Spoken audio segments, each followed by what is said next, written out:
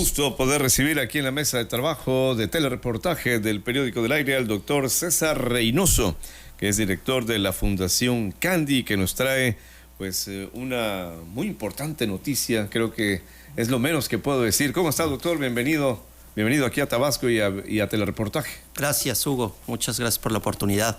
Pues sí, estamos inaugurando el día de hoy una clínica que va a dar servicios neurológicos a niños con problemas de la diversidad neurológica como autismo, déficit de atención, problemas de aprendizaje, lenguaje y conducta.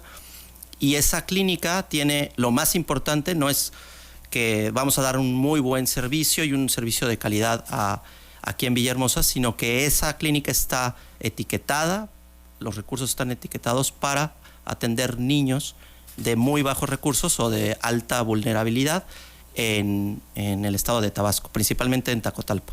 ¿Cómo se hizo esto? Porque creo que es importante conocer el génesis de esta clínica, ¿no? Porque sí suena evidentemente importante, van a un lugar, una zona vulnerable. Entiendo que habrán hecho también un estudio y ahorita me llamó la atención eso que decía usted, está etiquetado, es decir, está como comprometido que tiene que ser ahí. Sí, ¿Bajo qué reglas, doctor? Sí, no solo en Tacotalpa, estamos atendiendo niños de algunos otros municipios que han llegado, pero la idea surgió hace algunos años. Me invitaron a dar una conferencia en el DIF estatal. Se abría en ese entonces una clínica para autismo que llevaba el DIF, y la maestra Heidi Alejandro Lamoyi era la encargada en ese entonces. Me invitó a dar una conferencia. Yo doy conferencias sobre autismo y sobre temas neurológicos. Llevo una clínica en la Ciudad de México que tenemos muchos pacientes y somos conocidos por eso. Y en esa ocasión vine a Villahermosa, di la conferencia, conocí a la maestra y quedó ese contacto. Después vinieron muchas cosas, la pandemia, y después de la pandemia me buscaron otra vez. Y resulta que esta maestra Heidi, que es una punta de lanza en el tema de autismo en el estado, estaba colaborando con el DIF de Tacotalpa. Entonces me invitaron a dar una conferencia. Ahí conocí al presidente municipal, a la directora del DIF, y yo le sugerí que yo veía que en ese municipio se podían hacer muchas cosas y que era una población relativamente accesible. Yo no conocía muy bien el municipio, pero le sugerí que se tenían que hacer algunas cosas. Y yo pensé que la verdad no me iban a hacer caso y les sugerí que estimularan y trataran de abrir de nuevo la escuela pública que atendía la discapacidad, que es un centro de atención múltiple, un campo que estaba cerrado en ese entonces. Bueno, pues para mi sorpresa me empezaron a hablar y me dijeron que si quería volver porque estaban tratando de abrir el centro de atención. Hicieron todas las gestiones que yo entiendo que son complicadas. Claro. Y terminaron abriendo el camp. Me invitaron cada 2 o 3 meses a dar consulta primero. Yo soy neurólogo pediatra, entonces daba consulta y empecé a ver niños que nunca antes habían visto un neurólogo y que tenían problemas graves. Y me di cuenta empezaron a llegar de comunidades, no solo de la cabecera municipal, de alrededor, gente. Yo me impresioné muchísimo porque llegaba gente que hacían 1:30, 2 horas en el mismo municipio, sí, y que gastaban un recurso muy importante de su mes, de su semana, en solo ir a la cabecera municipal. Entonces mi fundación empezó a recaudar fondos en la Ciudad de México, es la Fundación Candy, y empezamos a apoyar al DIF de Tacotalpa. Eso es hace 2 años. Cuando vimos que empezamos a ver pacientes, calculamos que en ese municipio, después de los cálculos del INEGI, porque no hay un estudio ni un censo específico para la discapacidad, pero había alrededor de 500 niños en ese municipio, muy vulnerables. Eso significa que son de familias uniparentales, con pobreza extrema, que no tienen servicios, y había 500 niños. Entonces empezamos a ver niños, y tenemos identificados el día de hoy 104 niños de esos 500 en ese municipio. Y cuando teníamos ya los 100 niños, los empezamos a atender con ayuda del municipio, empezamos a apoyar al municipio, al DIF del municipal, y ahí nos apoyaron muy bien. La maestra Gladio Larcos nos ayudó mucho con era la directora en ese entonces del DIF, y empezamos a dar capacitación al personal del DIF, a atenderlos desde la parte neurológica, a darles terapias, pero nos quedábamos como cortos. O sea, solo dábamos terapias individuales. En fin, podríamos mejorar los servicios como los que hacemos en la Ciudad de México. Y platicando esto con algunos empresarios, dijimos, pues vamos a poner una clínica que atienda de forma adecuada a esos niños. Eso surgió hace aproximadamente un año, y con empresarios, principalmente con Roberto Embriz, empezamos a recolectar, a buscar fondos, a hablarle a nuestros amigos. Roberto y yo tenemos coincidencias estudiamos en la misma universidad de negocios, conocemos empresarios, yo empresarios en la Ciudad de México más, él aquí en Tabasco, y gracias a él principalmente pusimos una clínica que está muy bien puesta, la verdad, yo estoy muy orgulloso, está en Carrizal, la inauguramos hoy en la noche, a las 5 de la tarde va a ser el brindis y vamos a cortar el corte de listón. Exacto. Y en la noche vamos a hacer una cena que es de festejo, aunque decimos que es de recaudación de fondos, pero ya se llenó, vendimos todos los boletos, los empresarios, los amigos de Roberto, mis amigos, los empresarios tabasqueños se lucieron. No saben yo lo contento que estoy, porque en ningún lugar, yo he trabajado en muchos estados, tengo el orgullo de conocer muy bien México, y tengo otros proyectos en otros estados, pero nunca me había pasado lo que me pasó en Tabasco, ¿no? Que el impulso fue muy importante. Y después, nunca habíamos tenido la oportunidad de impactar, porque una fundación lo que quiere es tener impacto, y hay niveles de impacto de las fundaciones. Y vamos a impactar. Nosotros estamos viendo, y lo puedo presumir, un poquito más del 20% de los niños de alta vulnerabilidad en Tacotalpa los estamos atendiendo nosotros. Y eso para una fundación es espectacular. O sea, impactar en el 20% de la población. Son niños que tienen autismo, discapacidad intelectual, que solo viven con una persona, generalmente con su mamá. Yo nunca me había tocado tal vulnerabilidad en el sentido de que hay niños que viven con el vecino o con la tía que han visto pocas veces en la vida. Y entonces el seguimiento va a ser complicado, pero con esta manera de atenderlos va a estar muy bien. El plan es tener la clínica en Villahermosa y todos los recursos que aquí vamos a cobrar los servicios, como cobramos en México, y toda la utilidad de la clínica va a ser para atender a esos 100 niños que tenemos en Tacotalpa. Ahora, hay muchos niños que están llegando de otros municipios. Yo cuando empecé a dar consulta en Tacotalpa, pues había niños de Huimanguillo, de Jalapa, de Tenosique, de Centro, y yo no ubicaba muy bien la geografía tabasqueña. Así es, pero que a Tacotalpa llegaran gente de Centro, por ejemplo, me llamaba muchísimo la atención. Y ahora lo que vamos a hacer en Villahermosa es que tenemos que ir también dando becas a otros niños de otros municipios. Dependiendo de su situación. Así es. O sea, no es directamente. Nosotros no solo trabajamos con el municipio de Tacotalpa. Ellos fueron los que nos invitaron y se los agradezco muchísimo, pero creo que este proyecto va a crecer. Fíjese que es muy interesante, doctor. Vamos a hacer una pausa que es pequeña y seguimos platicando cómo operará esta clínica, ¿verdad? Y unas cosas más que creo que van a ser de interés del auditorio. Volvemos. Seguimos platicando con el doctor César Reynoso, que nos ha traído esta muy buena noticia, creo, a los tabasqueños, y que nos debemos sentir contentos y orgullosos, también agradecidos, pienso. Bueno, doctor, hablábamos entonces de esta clínica que ya entra en funcionamiento hoy oficialmente, y también de lo que están haciendo en Tacotalpa, y venía a mi mente el asunto de qué es lo que va a pasar con el tiempo, porque si bien es cierto, ahorita en Tacotalpa la autoridad municipal ha sido reelecta, entiendo que si con ellos iniciaron la gestión, debe de continuar sin mayores problemas. Así es. Pero va a llegar el día en que tenga que venir el relevo, ¿no? Sí. ¿Qué pasa ahí para hablando de esta atención que se da a los niños allá? Sí, nosotros no tenemos ninguna filia política ni de ningún color y trabajamos con cualquier persona que esté en el municipio y eso queremos. Y entonces haremos e independientemente de quien esté en la autoridad municipal, nosotros vamos a seguir atendiendo a los niños. Siempre, pues, el apoyo que da el DIF a la fundación es estructural, digamos, y para una fundación es muy importante no gastar recursos, porque nosotros vivimos de donaciones y en este caso de nuestro trabajo aquí en Villahermosa. Pero no queremos gastar dinero en, por ejemplo, hacer estudios socioeconómicos para saber a quién. A veces es necesario, pero los recursos de una fundación a veces se gastan en cuestiones administrativas y eso no es tan bueno.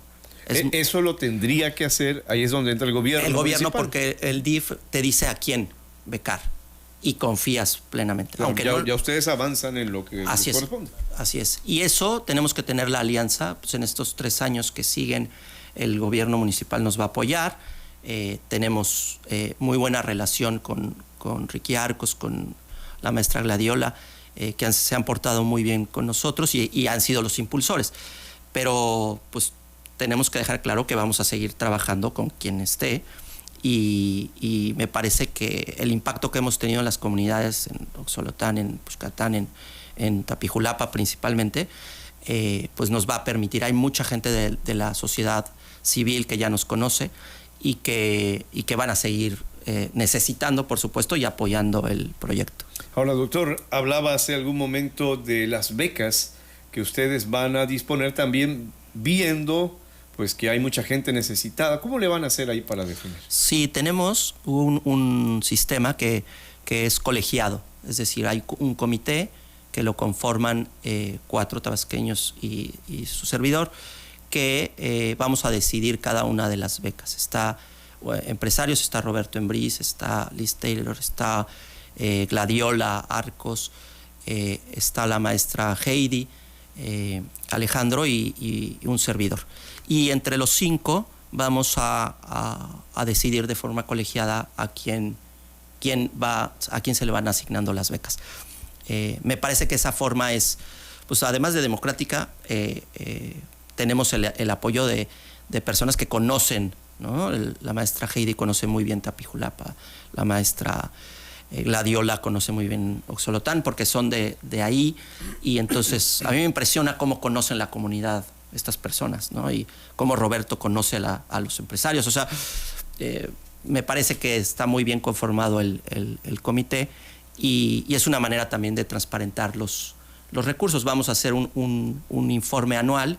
Esta cena que vamos a hacer en la noche es parte como del arranque, es el banderazo de salida, pero cada año queremos hacer la cena también para exponer en forma de un informe cómo se usaron los recursos. Claro, para mantener esa buena relación con quienes han confiado en ustedes. Así es. Al final de cuentas. Así es. Oye, doctor, no quisiera terminar esta conversación sin pedirle también alguna consideración en relación a esto que ustedes atienden. ¿Por qué es tan importante estar atentos en qué o qué síntomas o no sé qué escenario pudiera ser el que tendríamos que estar observando con mayor detenimiento a propósito de las enfermedades neurológicas? Sí, les podría decir datos así muy concretos. Una edad muy importante para detectar problemas neurológicos son los 18 meses de vida, el año y medio después de nacer. Entonces, un niño de año y medio tiene que hacer una serie de cuestiones específicas. Estas son como banderas rojas que ha puesto la Academia Americana de Neurología y de Pediatría para saber cuándo tienes que acudir a servicios. Entonces, cuando un niño de 18 meses no camina, es una bandera roja. Un indicativo. Sí, entonces tiene que acudir a su pediatra en principio, o puede acudir al neurólogo pediatra para saber por qué no está caminando. Hay muchas causas, pero la mayoría de los niños que a los 18 meses no caminan tienen que ser atendidos. El niño de 18 meses tiene que hablar. ¿Cuántas palabras? Pues por lo menos 5 palabras, pero 5 palabras bien dichas. Y si no hablas 5 palabras bien dichas significa, porque para los papás, todos los que somos papás, pensamos que hablan los niños, pero a veces no hablan. Entonces, 5 palabras bien dichas significa que todos los demás las entiendan, no solo nosotros como papás. Todos los niños que tengan datos de autismo a los 18 meses, es decir, que sean muy obsesivos o repetitivos al abrir o cerrar cosas, al abrir una llave y ver el agua, cuando se obsesiona un niño de más y que está perdiendo, entre comillas, el tiempo en una cuestión repetitiva, cuando un niño está, cuando le quita el celular a sus padres y está viendo un video pero no lo ve completo, sino lo está regresando y solo quiere ver un pedacito del video obsesivamente. Cuando los niños no hablan, cuando los niños no caminan, cuando los niños son más obsesivos o cuando tienen problemas de alimentación graves. Hay niños que no dejan de tomar leche o que solo toman leche cuando deberían desde los 6 meses empezar a diversificarse. Todos esos síntomas son síntomas suaves, tempranos, digamos, del trastorno del neurodesarrollo. No se diga cuando se desmayan o que tienen convulsiones. Las convulsiones empiezan muy temprano y la enfermedad de los niños que convulsionan se llama epilepsia, y la epilepsia tiene que ser detectada a tiempo. En estas comunidades hemos visto niños que han estado con crisis convulsivas meses y no han sido atendidos, y en lugar de llevarlos a la atención, pues no los esconden, pero no los atienden. Entonces es muy importante decir que si el niño se desmaya o tiene ataques, pues, se acuda a los servicios. Pueden acudir a nuestros servicios, por supuesto, si nosotros no tenemos, si no son parte de las becas, nosotros tenemos maneras de orientarlos hacia los servicios públicos. Eso es lo que hace la fundación. Cuando el servicio público puede atenderlo, lo mandamos al servicio público. O sea, al IMSS, a las clínicas familiares o a los servicios de la Secretaría de Salud. Tenemos vínculos, ya tenemos referencias hacia las instancias públicas. También en la escuela hay niños que se tienen que atender desde la escuela pública.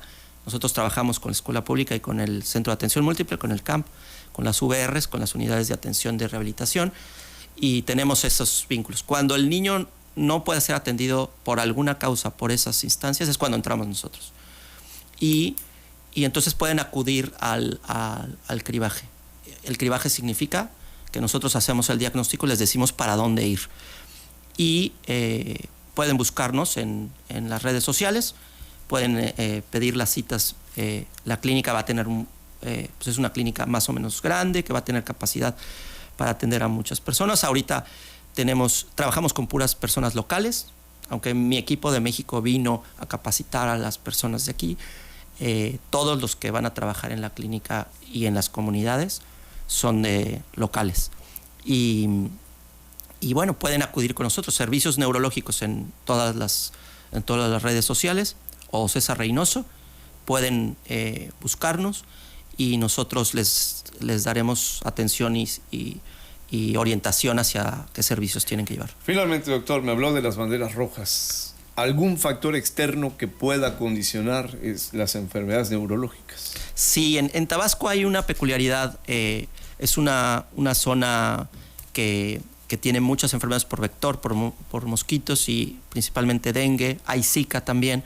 Y cuando una persona no sigue, que está embarazada, una mujer que está embarazada que no sigue de forma adecuada el seguimiento del embarazo, sus citas que tienen mensualmente o cada 2 meses, y que son afectadas por una enfermedad viral en general, y en concreto el dengue o el Zika, en el primer trimestre son muy afectados los fetos y los embriones humanos.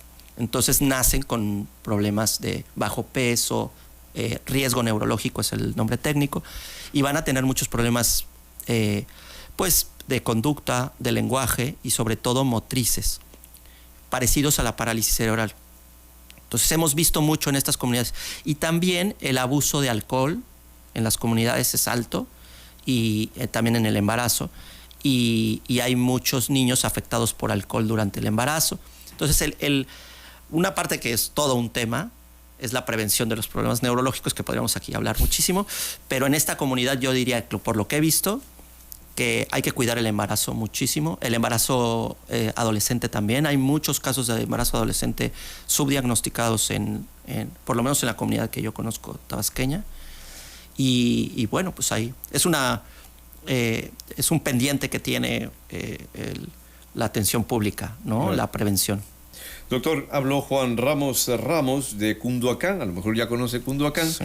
Bueno, le pide un número de teléfono, o por lo menos algo para contactarlo, no sé si alguna dirección. Él dice que tiene un bisnieto que tiene problemas de lenguaje, discapacidad intelectual, que le tienen que repetir las cosas, que a veces pues ya su familia no entiende, ¿verdad? Que le gritan, situaciones ahí que son de escasos recursos. Si le parece, yo le doy el reporte. Perfecto, y yo les mando el teléfono y les damos una cita con muchísimo gusto. Bueno, pues doctor César Reynoso, un gusto poder recibirlo, un honor también platicar con usted. Muchas gracias. Y el agradecimiento por todo esto que nos ha compartido y que haya éxitos y muchos años de servicio. Gracias.